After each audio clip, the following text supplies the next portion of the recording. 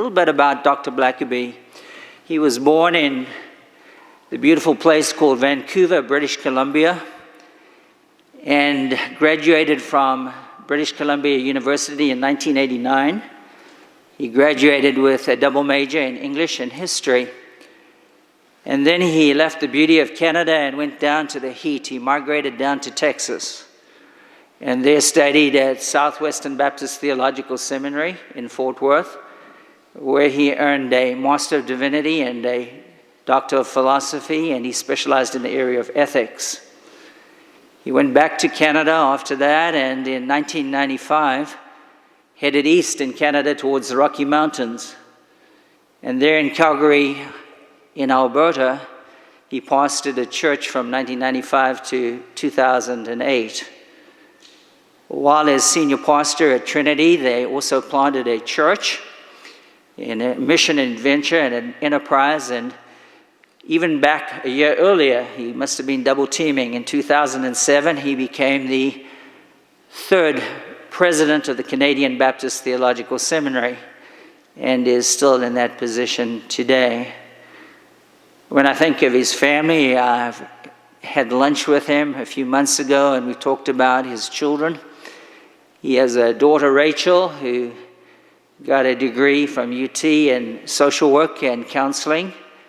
He's got a son, John, who's in the midst of computer programming, a bachelor's degree in computer programming, and then he has a younger son called David, who's just started his first year of college.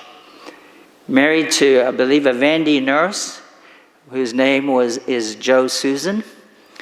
And Dr. Blackaby is here for what we consider a very special event. We've just launched our Master of Divinity program in Knoxville, and we decided we needed a big hitter. And so we have brought in Dr. Blackaby to teach for us an 8-week seminar, and the students are loving it. He has a passion, and that is to prepare men and women, young men and women who are called by God to be men and women who will be leaders in the 21st century in tough places. So Dr. Blackaby, we welcome you today. We're looking forward to hearing from you. When I think about this class, and I'm honored to be here so early in your fall semester, so early in your new academic year, just like us, most all of the year still lies ahead of you. And I'm not telling you anything you don't know. I also am not telling you anything you don't know by reminding you that this is a unique time, certainly a unique time in the last century in North American history. You're aware because you've lived through a pandemic. Now, some of you might think it's made up, and some of you might think it's deadly serious. Either way you fall on that spectrum, it's disrupted our lives, all of us, and it's been doing it for a very long time. And just in our neck of the woods, in Canada, when I think that we're out on the other side of it, it comes back and it starts to haunt us. And I'm sure that's the case here, but not just, it would be bad enough it was a pandemic. I mean, we've got global strife. We have war that even though we don't see it in the news every day, it's still in front of us. Still people, our brothers and sisters in Ukraine and our brothers and sisters in Russia, there's strife. Inflation, have you noticed that things cost more now? Not just education, but the gas that you put in your tank and the food that you put on your table. And the spiritual climate that we're living in. And those are just a few things that seem to indicate the realities of the world in which you and I live. And I want to say to you that we've been praying for your generation. My oldest is 24, my youngest is 18. They remind me on a constant basis that they're criticized. Their generation, they would say, our generation is criticized, your generation is criticized. I would tell you that when I look at your generation, when I see a chapel filled like this, the word that really is on my heart is potential. We've been praying for you. We need you as leaders in the world that lies ahead of us. Matter of fact, by the time you're my age, and I'm not 60 yet, but I'm not far from it, when you're my age, you'll look back on these moments and people will ask you what it was like to live right now. And so I want to talk to you at this critical moment in your career as a student. If I understand the mission of the school, Administration, faculty, staff, even your fellow students are working with you to help you reach your full potential as an educated citizen and a worldwide servant leader, that you would love Christ and that you would serve others. That resonates with me. At Canadian Baptist Theological Seminary and College, we talk about all the time, we're training leaders for tough places. The long-handle version is we train God-called men and women for 21st century leadership in tough places. We need you. We've been praying for you, and you're so filled with potential. And I would really encourage you, as we head in towards the text for today, don't waste a moment of your semester. When you think about how much time you're going to spend together, you're going to spend anywhere from 9 to 10 months together. That's almost an entire year. And right now, it feels like Christmas is so far away, but you're going to turn around and just like that, Christmas trees will be up and you'll hear carols sing and you think, how on earth, where did the first half of our year go? And then you're going to turn around again and it'll be May and your first year or your last year as a student will already be behind you. And you just don't waste the moments that you have right now soaking in this community. There's a lot of things that have changed, but some things really have not changed. And I want to talk about one of those things this morning, and it's just this. Love builds up. I'm going to go to 1 Corinthians chapter 8. Let's read the first 3 verses, and I want to give you the big picture. Some of this is really foreign to us, but hopefully by the time we're finished, it'll be meaningful. Paul wrote this letter, the Apostle Paul wrote this letter to a church, a gathered group of people living in a city called Corinth. There was nothing Christian, if you will, about Corinth. They were surrounded by challenges.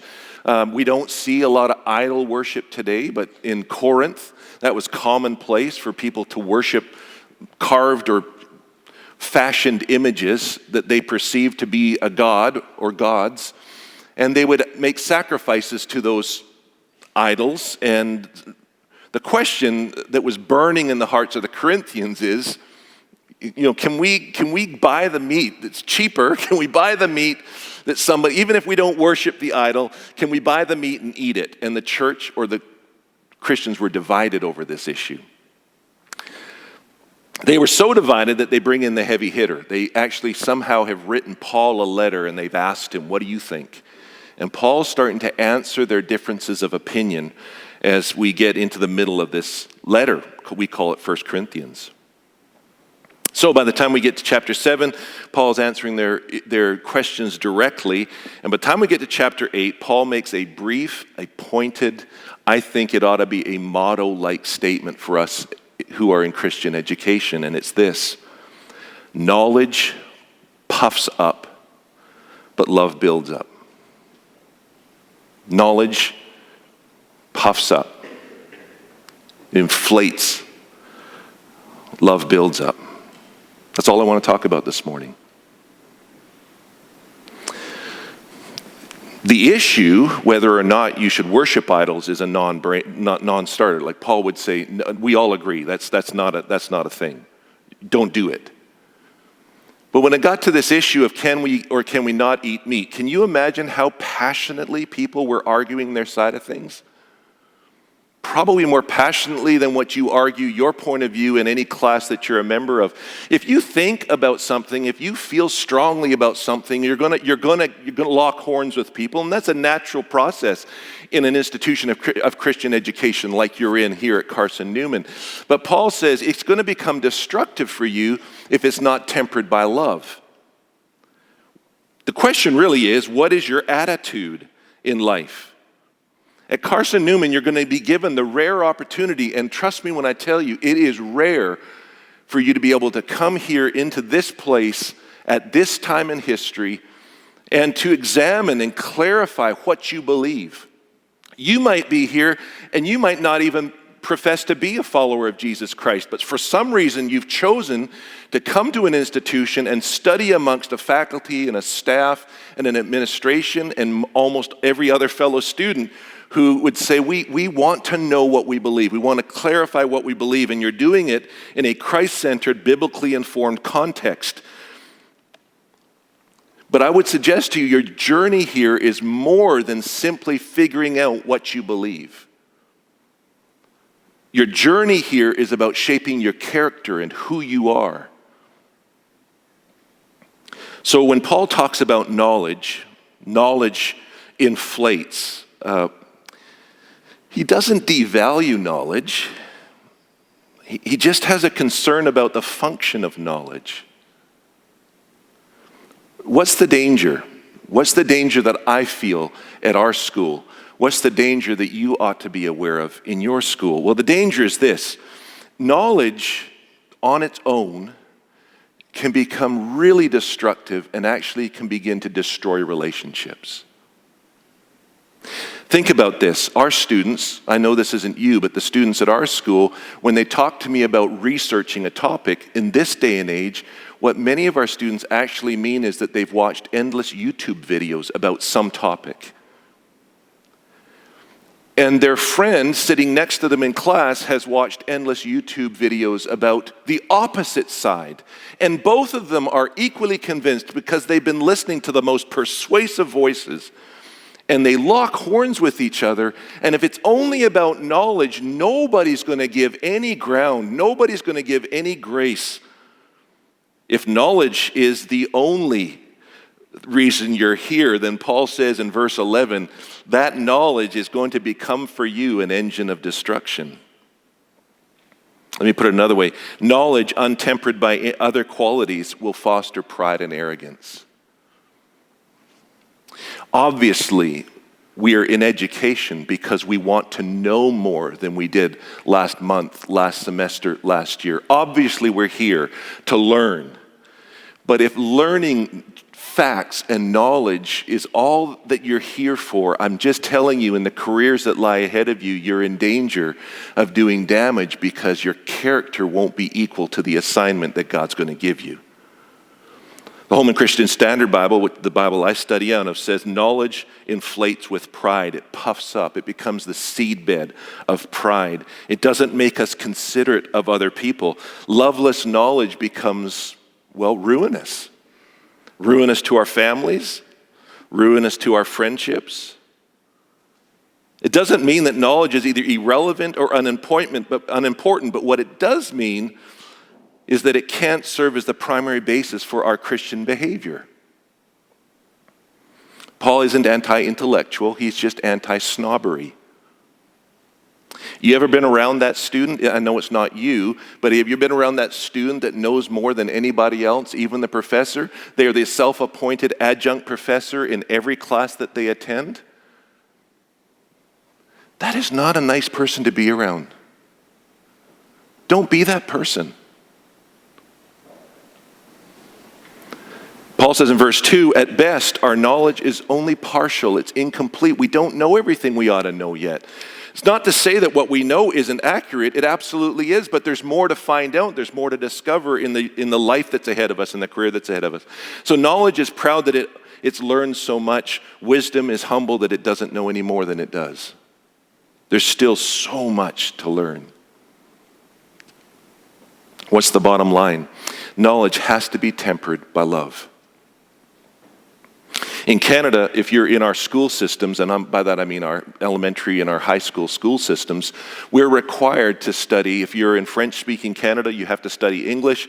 If you're in English-speaking Canada, we're required to take years' worth of French language training.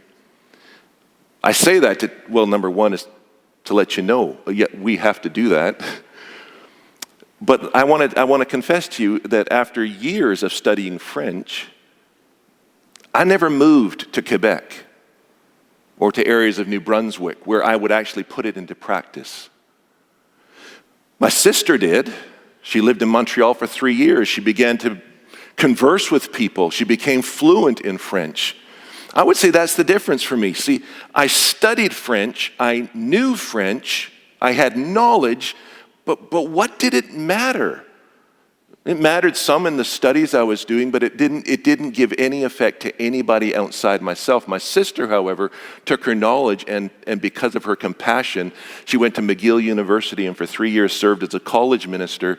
And her language, her knowledge was suddenly translated into something very constructive. It was only the vehicle that she was using to convey love. Knowledge can't be all that you're here for. The issue's never settled by knowledge alone. Love has to provide an atmosphere. So let's talk about love. Knowledge can be divisive, but love will unite us. Almost a little over a year ago, July 4th of 2021, I had the privilege of being in Middle Tennessee for July 4th, for Independence Day. And my sister, who lives in Middle Tennessee, had invited us to come over because their next door neighbors on the field just beside them, they put on this huge firework display. And I was interested in that. And so they had set up all of our deck chairs. There was probably 20 of us lined up along the boundary line of her property with them as the neighbors. And right in the middle of this field, they had set up this firework display. It had gotten dark, and so I couldn't see what had happened. But unbeknownst to me, as the person went out to initiate the first firework, he tripped over one of the Roman candles and had knocked it off of its footing. So after we're looking up and we're seeing these fireworks exploding and, ooh and ah, and we can't stay in our seats because it really was a beautiful display.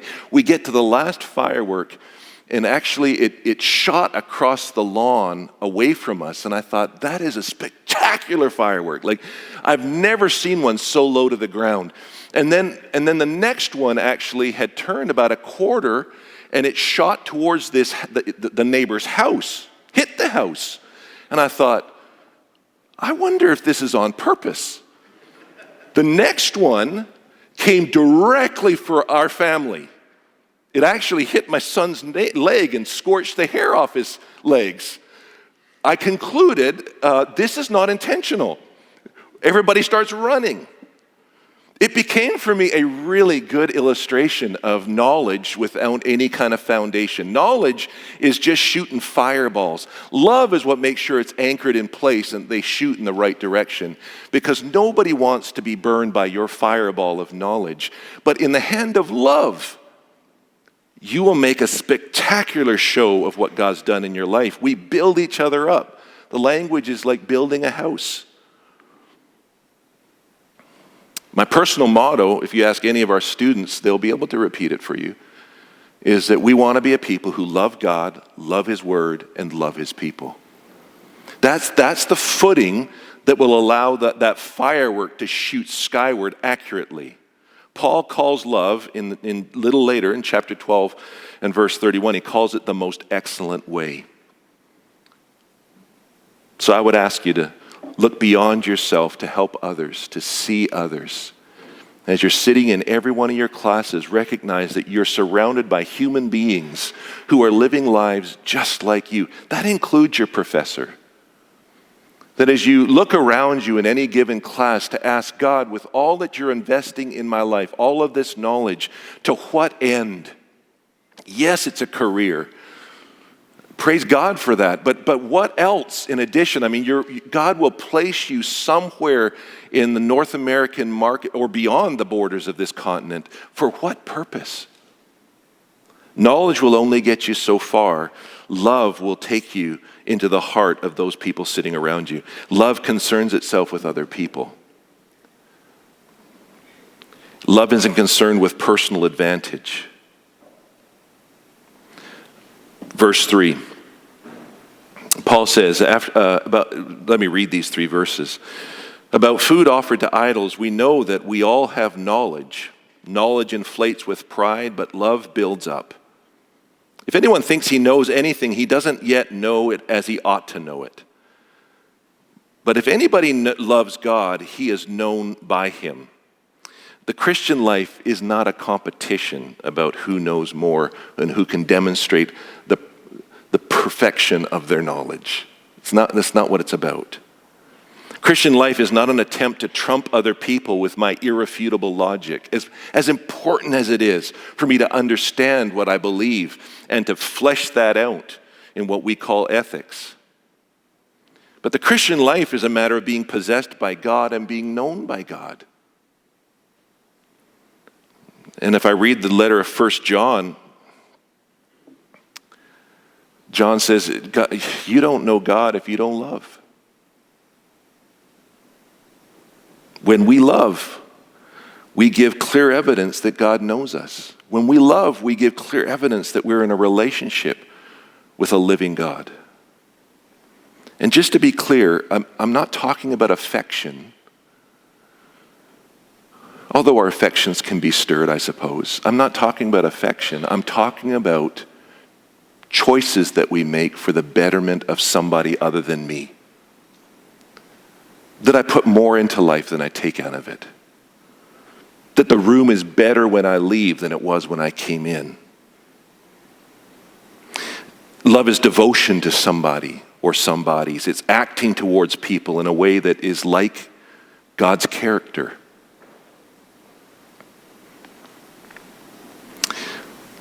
So, as you head into your semester, I want to challenge you to come to terms with this. Love, not knowledge, is the engine for Christian behavior. Long before I want to know what you know about the Christian faith, I want to know, do you love me? Like, do you see me? Does what's happening in my life matter to you? Because all of us are soaking in a sea of emotions given what we've just gone through for the last 2 years. Long before I want to know what you believe, I want to know, do you love me? Do you see me? Are you with me? Knowledge enables me to describe the world in which I live. Love motivates me to engage it.